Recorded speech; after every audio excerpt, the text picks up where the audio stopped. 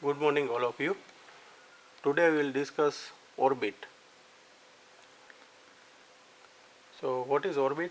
Orbit is bony cavity in which the mainly eyeball lies. It is pyramidal shaped bony cavity which lies on either side of the root of the nose.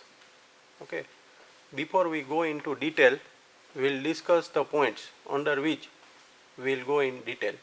Okay. Following are the points. First we will go for the introduction and boundary. That means boundary of the bony orbit. Then we will discuss the fascia which is closely applied to the bony orbit as well as to its structure, particularly eyeball. Okay. Other point that we want to discuss is muscles of the orbit, vessels of the orbit, nerves which supplies the extraocular muscle of the orbit particularly, and periocular fat. Okay. All these points that covers under the heading of the orbit. Okay. In today's lecture we will discuss about the boundary of the bony orbit and fascia of the orbit, and in the last muscle of the orbit, that is the extraocular muscle, both voluntary and involuntary muscle, and its action. Okay. These 3 points we will discuss: boundary of the bony orbit, fascia of the orbit, muscle of the orbit, and its action. Okay.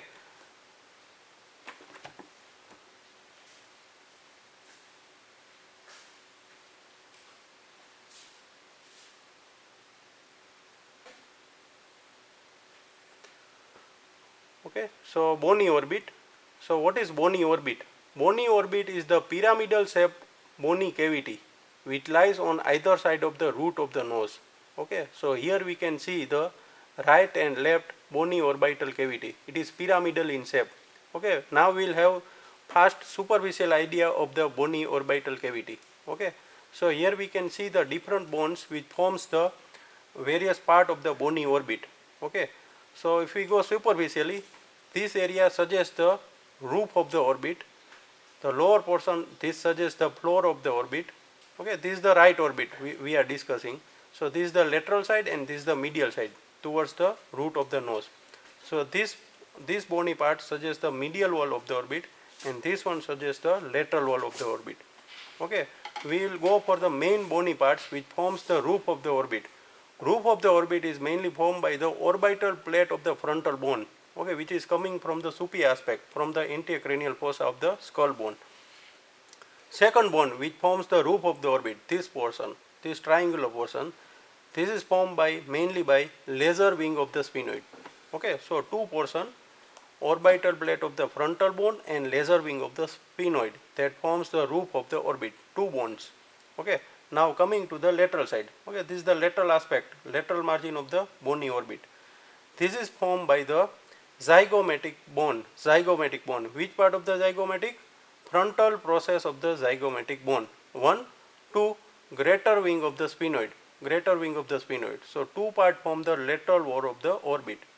In between the roof of the orbit and lateral wall of the orbit, there will be superior orbital fissure. Okay, this cleft-like part is known as superior orbital fissure.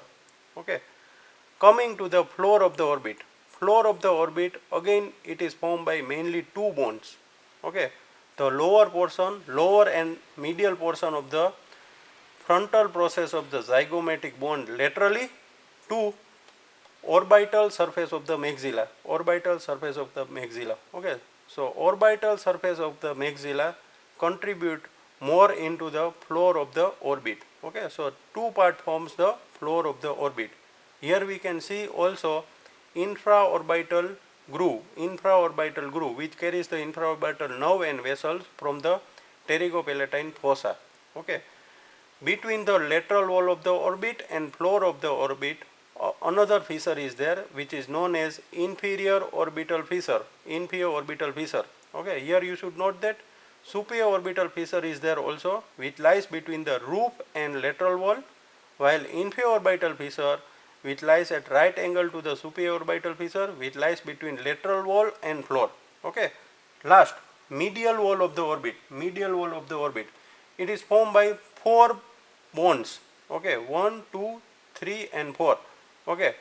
Anterior to posteriorly, medial wall of the orbit is formed by first one, anteriormost, that is by frontal process of the maxilla. Frontal process of the maxilla. Okay, this part suggests the frontal process of the maxilla. Posterior to the frontal process of maxilla, lacrimal bone. Lacrimal bone. Third, posterior to the lacrimal bone, this part is the orbital part of the ethmoid bone. Orbital surface of the ethmoid bone. Okay, and posteriormost, the small portion, this portion is suggesting body of the sphenoid, which is lying near to the optic canal. Here is the optic canal. Okay, so optic canal lies between the laser wing of the sphenoid and body of the sphenoid. Okay, so this is the medial wall of the orbit. Okay, here you should note important bony landmarks. For example, on the anteromedial aspect of the roof of the orbit, here we will find the fossa for the pulley of the superior oblique muscle, okay, for the trochlea.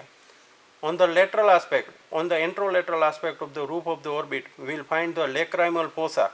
Okay. On the lateral margin of the orbit, we will find the Wittnall's tubercle. Okay.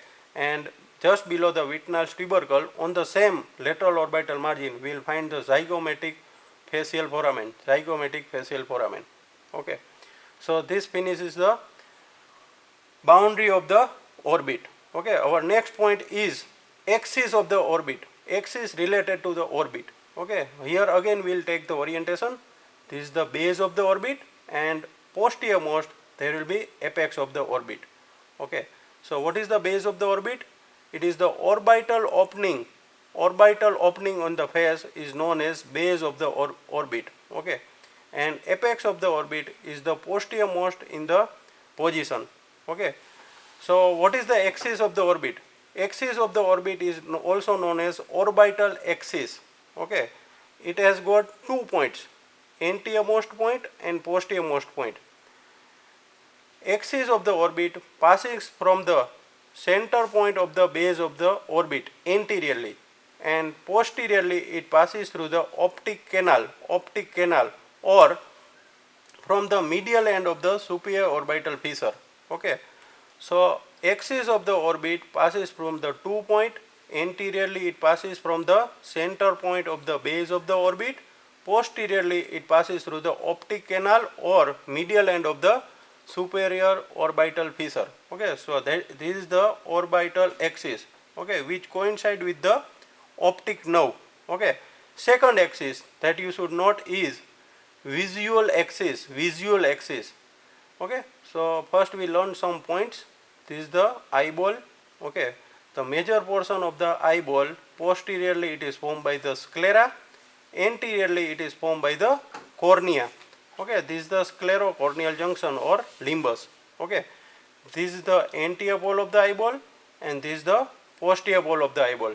Okay, so visual axis passes from the center of the anterior pole of the eyeball anteriorly, and posteriorly it passes from the center of the posterior pole of the eyeball. This is known as visual axis. Okay, so both are the different orbital axis and visual axis. Okay, here you should note that medial wall of the orbit are parallel to each other, while the lateral wall of the orbit, they are right angle to each other. Here we can see there is the some angle that is the 90 degrees formed between the two lateral wall. Okay, our next point is fascia of the orbit. Okay, here you note down there are two type of the fascia within the orbit: periorbita or orbital fascia,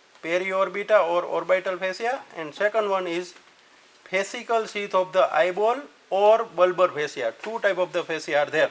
Okay, first we will discuss the periorbita or orbital fascia. Okay, we will go in brief. Periorbita or orbital fascia is loosely applied to the bony part of the orbit. That means whatever the bone which forms the orbit and its boundary, that is overlapped by the periorbita or orbital fascia. It is closely applied to its periosteum of that bones.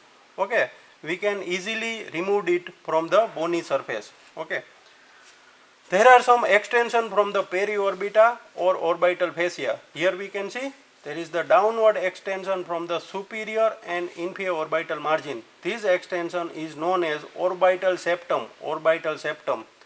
Thickening of the orbital septum superiorly, it is known as superior tarsus. Inferiorly, it is known as inferior tarsus. Okay. In addition to this, there are some modification of the periorbita. For example, lacrimal fascia. Lacrimal fascia. What is lacrimal fascia? Lacrimal fascia covers the lacrimal sac. Okay, lacrimal sac is the structure which is present between the lacrimal bone posteriorly and frontal process of the maxillary bone anteriorly. Okay, so lacrimal sac is over here, which is the part, in fact, the part of the lacrimal apparatus. Okay, which is covered by lacrimal fascia. So this lacrimal fascia is again a part of the periorbita. Third one, trochlear pulley. What is trochlear pulley? Trochlear pulley is again modification of the periorbita, which is attached over here on the anteromedial aspect of the bony orbit. Okay, that we will learn in detail later on, which gives attachment to the superior oblique muscle. Okay, so this is about the periorbita or orbital fascia. Okay, next we will discuss bulbar fascia.